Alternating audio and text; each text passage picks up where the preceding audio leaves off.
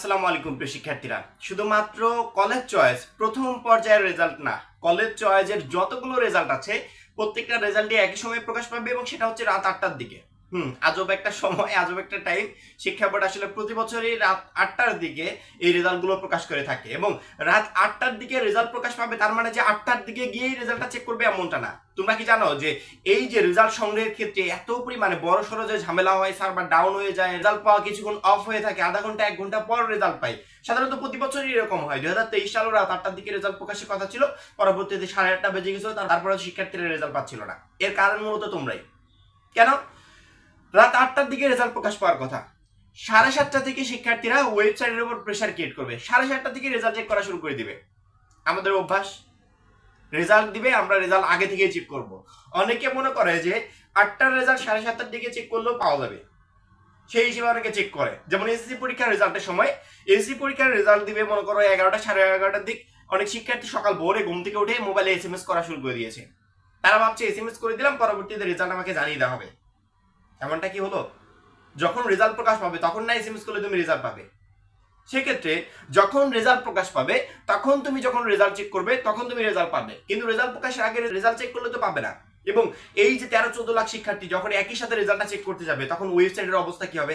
একটা মাত্র ওয়েবসাইট, সেখানে এত পরিমাণ প্রেসার ক্রিয়েট করলে ওয়েবসাইটটা 1 ঘন্টা বন্ধই থাকবে। এই জন্য প্রত্যেকটা শিক্ষার্থীকে বলছি যে বিকল্প অপশনগুলো রেজাল্ট চেক করার জন্য যেই কয়টা অপশন আছে প্রত্যেকটা অপশন তোমরা মোবাইলে রেডি করে রেখো, যাতে একটার মাধ্যমে রেজাল্ট চেক করা না গেলে অন্য মাধ্যমে আমরা রেজাল্ট চেক করতে পারি। এবং এর ভিতরে সবচেয়ে বেস্ট যেটা অপশন হচ্ছে সেটা হচ্ছে অ্যাপস দিয়ে রেজাল্ট চেক করা।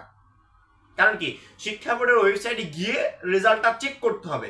সেক্ষেত্রে তুমি তো যেদিন রেজাল্ট প্রকাশ পাবে ওই দিন শিক্ষা বোর্ডের ওয়েবসাইটে ঢুকতেই পারবে না, এত পরিমাণে ঝামেলা করবে, বারবার এরর দেখাবে। হ্যাঁ, তোমাদের চাপের জন্য বারবার এরর দেখাবে। তখন তোমার কাছে বেস্ট মাধ্যম হচ্ছে তুমি সরাসরি অ্যাপসে ঢুকবে। অ্যাপসে ঢুকবে, কোনো ধরনের কোনো এরর দেখাবে না, ঢুকবে, রেজাল্টটা সংগ্রহ করবে, বেরিয়ে চলে আসবে, কোনো ধরনের কোনো ঝামেলা নেই। এই জন্য প্রত্যেকটা শিক্ষার্থীকে বলি অবশ্যই প্লে স্টোর থেকে এসএসসি রেজাল্ট দেখার জন্য যে অ্যাপসটা ডাউনলোড করেছিলে, এই যে উপরে 1 নম্বরের অ্যাপসটা, এটাকে ডাউনলোড করে রাখো।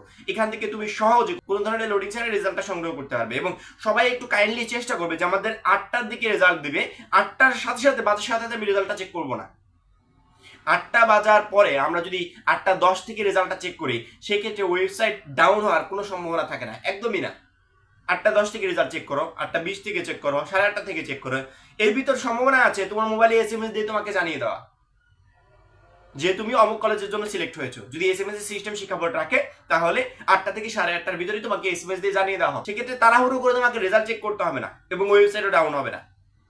যদি তোমরা রেজাল্ট প্রকাশের আধা ঘন্টা আগে থেকে ওয়েবসাইটের উপর প্রেসার ক্রিয়েট করো সেক্ষেত্রে ওয়েবসাইট ডাউন হবে, এটা স্বাভাবিক। যত তাড়াহুড়ো করতে যাবে ততই বেশি লেট হবে, তাড়াহুড়ো কাজ কিন্তু ভালো হয় না।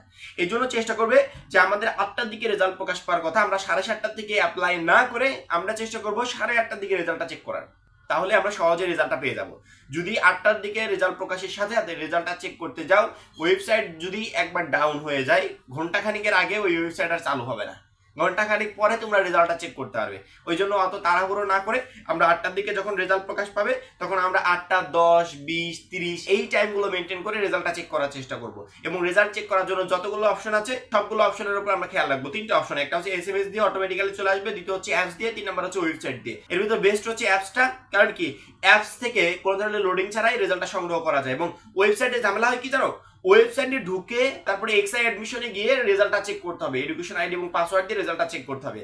কিন্তু যখনই একটা পাবলিক পরীক্ষার রেজাল্ট দেয় যেখানে আমরা ওয়েবসাইট থেকে সংগ্রহ করি, ওয়েবসাইটে ঢুকতে তো হবে কিন্তু ওয়েবসাইটে ঢুকতেই পারি না। এবং আমি কিন্তু আমার আগে একটা ভিডিওতে দেখিয়েছিলাম যে কলেজ চয়েস রেজাল্টটা আমরা কিভাবে চেক করবো, স্মার্ট সিস্টেম।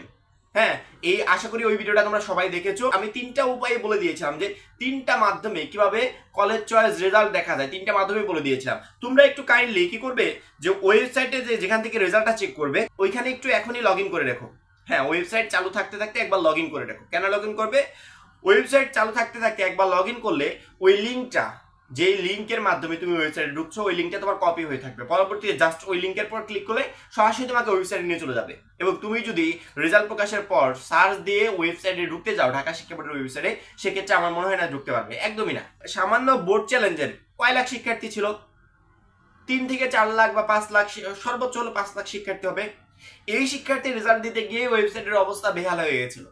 সেক্ষেত্রে একটু কল্পনা করে দেখো, 14 থেকে 15 লাখ বা 13 থেকে 14 লাখ শিক্ষার্থী যারা কলেজ ভর্তি আবেদন করেছিল, এত পরিমাণ শিক্ষার্থী রেজাল্ট দিতে গিয়ে ওয়েবসাইটের অবস্থা কি হবে। এবং আমার কথাগুলোর সাথে রাত 8টার দিকে একটু মিলিয়ে নিও যে আমি যেগুলো বলছি সেগুলোর সাথে ওয়েবসাইটের মিল আছে কিনা। মিল খুঁজে পাবে। আমরা যেহেতু প্রতি বছর এই বিষয়গুলো নিয়ে কাজ করি রেজাল্ট প্রকাশের সময়, সেক্ষেত্রে এমনটাই হবে। 23 সালেও এমনটা হয়েছিল যে রেজাল্ট 8টার দিকে প্রকাশ পেল, সেই রেজাল্ট সংগ্রহ করতে করতে 8:30 9টা বেজে গেল। 24 সালের ক্ষেত্রেও এমনটা হবে। রেজাল্ট প্রকাশের পর যার যেমন রেজাল্টই হোক, ওই রেজাল্ট নিয়ে সন্তুষ্ট থাকার চেষ্টা করব। যে কলেজ পেয়েছে সেও সন্তুষ্ট থাকবে, যে পছন্দের কলেজ পায়নি সেও সন্তুষ্ট থাকবে, যে একটা কলেজও পায়নি সেও সন্তুষ্ট থাকবে। আস্তে ধীরে ঠান্ডা মাথায় কি করতে হবে সেগুলো ভেবে পরবর্তীতে কার্যক্রম করবে। এবং আমরা তো আছি, বিশেষ করে আমি তো আছি। সেক্ষেত্রে টেনশনের কি দরকার? তোমাদের প্রয়োজনে যা কিছু করার দরকার সবকিছু আমি করব। তোমাদেরকে এসসি পরীক্ষার আগে থেকে কোনো বিষয়ে টেনশন করতে দিয়েছি? একদমই না। তাহলে কিভাবে ভাবলে যে কলেজ ভর্তির এই বিষয়গুলো নিয়ে টেনশন করতে দেবো? যখন যা প্রয়োজন সবকিছু করব তোমাদের জন্য।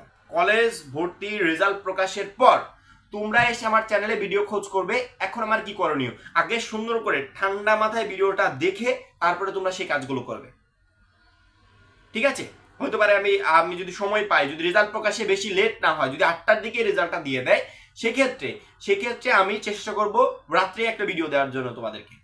এবং যদি 8টার দিকে রেজাল্ট না দিয়ে 8:30 9টা 9:30 বেজে যায়, সেক্ষেত্রে চেষ্টা করবো সকালবেলার দিকে ভিডিও দেওয়া। তবে ভিডিওটার উপর নজর রাখবে, যদি রাত্রে প্রকাশ না পায় তাহলে সকালবেলা মাস্ট বি সকাল ভোরে এসে ভিডিওটা দেখার চেষ্টা করবে যে ভাইয়া এই ভিডিওতে কি বলে। এবং যে যে নির্দেশনা দিব প্রত্যেকটা শিক্ষার্থীর জন্য, কলেজ যারা পেয়েছে পছন্দের কলেজ তাদেরকেও, যারা পায়নি, যারা একটা কলেজও পায়নি, টোটাল বিষয়গুলো নিয়ে নির্দেশনা দেবো। একটা ভিডিও দেখলে তোমাদের টোটাল প্রবলেমগুলো সলভ হয়ে যাবে এবং তোমাদের পরবর্তী করণীয় কি তোমরা একটা ভিডিও থেকে বুঝতে পারবে। কলেজ ভর্তির রেজাল্ট আজকে দিবে, আমরা অনেকগুলো দিন অপেক্ষা করেছি। এই জন্য রাত 8টা বাজার সাথে গিয়ে রেজাল্টটা চেক করবো, ওয়েবসাইটের উপর একই সাথে প্রেশার ক্রিয়েট করবো। এতগুলো দিন অপেক্ষা করলাম, আর আধা ঘন্টা সময় অপেক্ষা করা যায় না? 8টার দিকে রেজাল্ট প্রকাশ পাক, আধা ঘন্টা সময় অপেক্ষা করে 8:30টার দিকে রেজাল্টটা দেখি, সহজেই রেজাল্টটা দেখতে পাবো। এবং অ্যাপসটা সবাই একটু ডাউনলোড করে রেখো, ওয়েবসাইটের উপর প্রেশার ক্রিয়েট না করে একটু অ্যাপস থেকেও রেজাল্টটা দেখার চেষ্টা করো। তাহলে তোমাকে ওয়েবসাইটের জন্য অপেক্ষা করতে হবে। এই পর্যন্তই কলেজ ভর্তি রেজাল্ট বিষয়ক পরবর্তী যে কোনো আপডেট সবার আগে পেতে অবশ্যই আমাদের চ্যানেলটা সাবস্ক্রাইব করে পাশে বেল আইকনটাতে ক্লিক করে রাখবে এবং পরবর্তী ভিডিওর জন্য অপেক্ষা করবে। সবাই ভালো থাকবে, সুস্থ থাকবে, খোদা হাফেজ।